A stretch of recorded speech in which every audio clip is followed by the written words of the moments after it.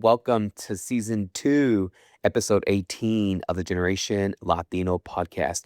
My name is Paul, and I am very thankful that you are listening to this podcast. Guys, if you listened to last week's episode, I really hope you enjoyed it. Chatting with April was so much fun. And if you have not listened to that episode, I highly encourage you to do so. I got a lot of good feedback from her. She offered a ton of advice. No matter what part of life you're in, you would grab some nugget of advice from her. I want to thank April for being a guest. Again, she was incredible, and I couldn't say it enough, but I was really inspired by her. But, during the holidays, guys, I think oftentimes we start to lose motivation as we approach the end of the year. And I think it's normal to lose motivation, but I don't think motivation is important, as important as consistency. I love motivation. I love motivational videos and people, but if you've ever noticed, motivation is pretty loud. The people that you see talking about motivation, they're loud, they're in your face, but it's also inconsistent. And the thing about consistency is that it's quiet, it's unglamorous, but it is powerful. So today we are going to talk about consistency over motivation and why it's more important to have consistency over motivation. So I really hope you enjoy today's episode, consistency over motivation. So in this episode, we're going to talk about why waiting to feel ready keeps us stuck, how discipline can be an act of self-respect, and what it really means to show up for your goals on the days when inspiration is nowhere to be found. We're going to have a conversation about building trust with yourself, choosing progress over perfection, and learning to move forward even when that spark fades. Because the life that you really want isn't built on motivation. It's actually built on what you do when motivation disappears. I'm all about motivation and sparks and feeling those feelings of euphoria and intensity. But the reality is that you're not going to be feeling that all the time. And I'm going to speak from my real life experience in the gym, in school, in career, and in life.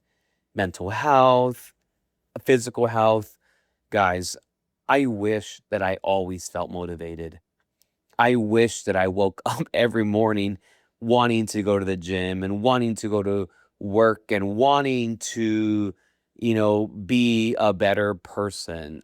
Because sometimes life is lifing and you don't want to do anything. I know many times when I was in grad school, I did not want to do anything. I wanted to just sit there and just watch TV, but I had lost motivation. But the reason why I think motivation isn't the end all be all is because it fades. You don't always have motivation. Now, consistency you can always have because when you're consistent, you only got to give minimum at least 1% minimum. And most people who are motivated, they want to give 90, 100, they want to give it their all, which is great. There's times when I'm able to give that. But in reality, you can't always give 100% to something, but you can always show up. And that's what we're going to talk about today in today's episode. And I don't have any guests. It's just you and I talking. And I really want to talk about consistency because as we wrap up the year 2025, I think a lot of people reflect and a lot of goals don't get met. I know for me, there were some goals that didn't get met, but there were goals that did get met. And I want to go back and figure out why they got met, what didn't work out, why they didn't work out. And if I'm being honest, I start every goal with motivation.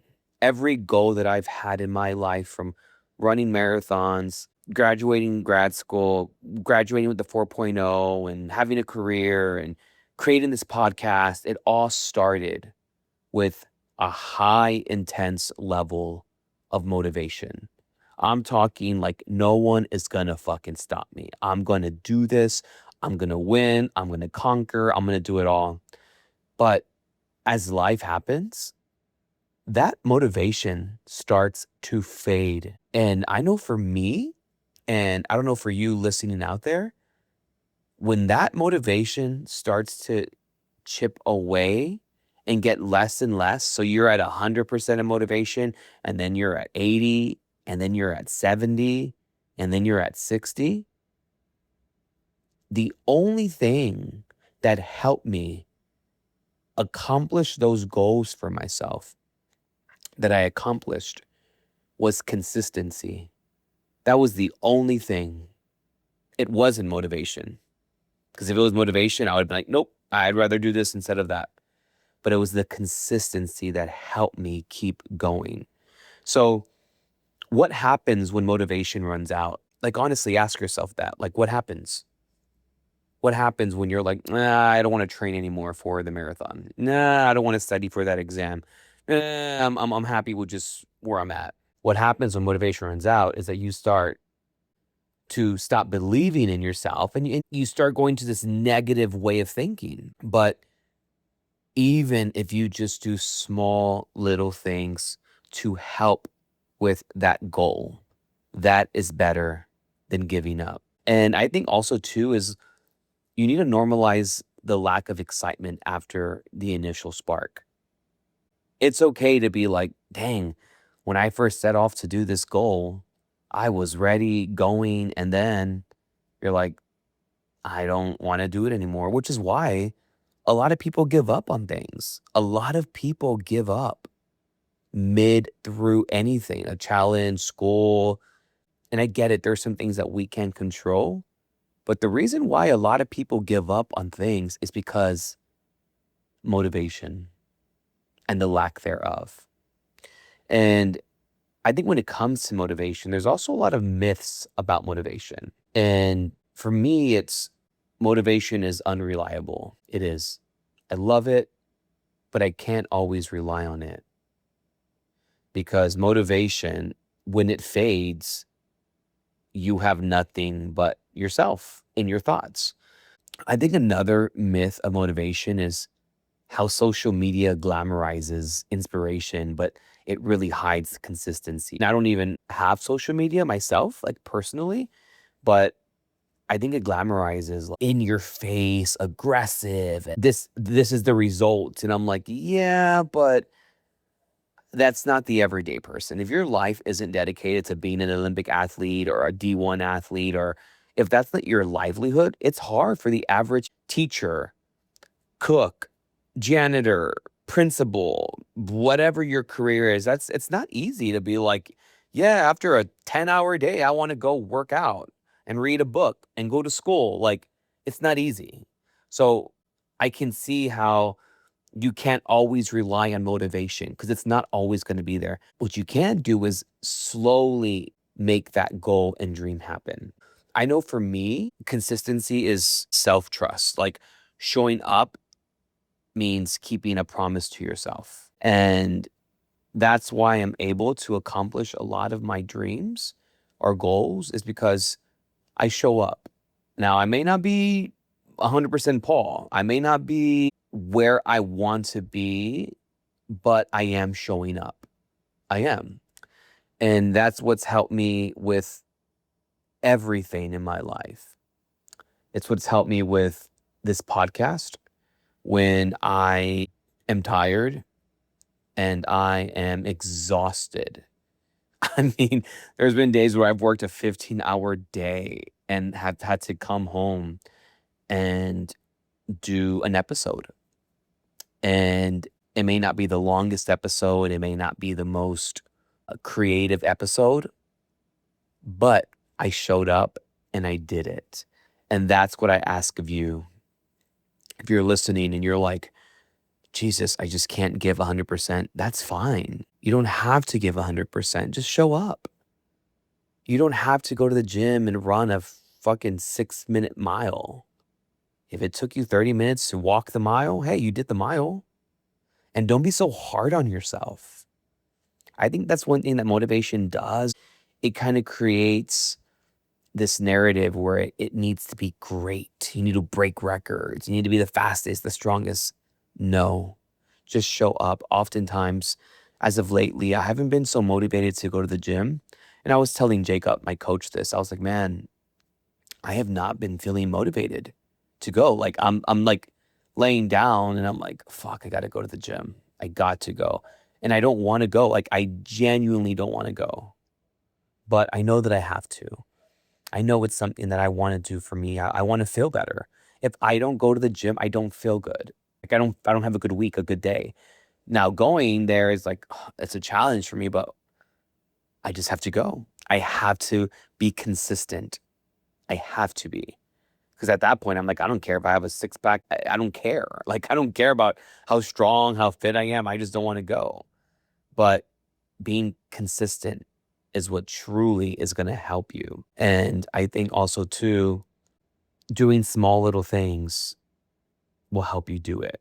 Small actions compound into confidence. Like, small little things will help build that confidence when you're lacking motivation. And guys, one thing too about consistency and self-trust is that I love being disciplined, but discipline doesn't mean burnout. You also have to allow yourself some breaks or be smart about your decision making because I'm a very disciplined individual, but I also don't want to be burnt out. So, with consistency, right, with anything in my life, I have shifted more to a consistent mindset versus like a motivational mindset. What does consistency actually look like? For me, Paul, it means repetitive and sometimes boring.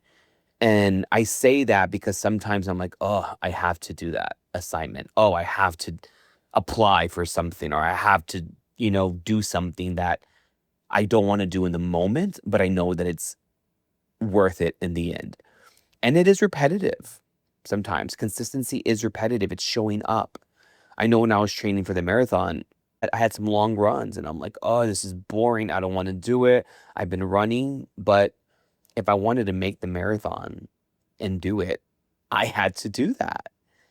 And another one too is like choosing progress over perfection. I'm someone who says they're a perfectionist, but I more am concerned about the progress. I rather focus on the progress than perfection because I think for me, perfection is something that you're just always chasing. You're always chasing perfection. I don't think you ever get there. So for me, it's about the progress, the progress.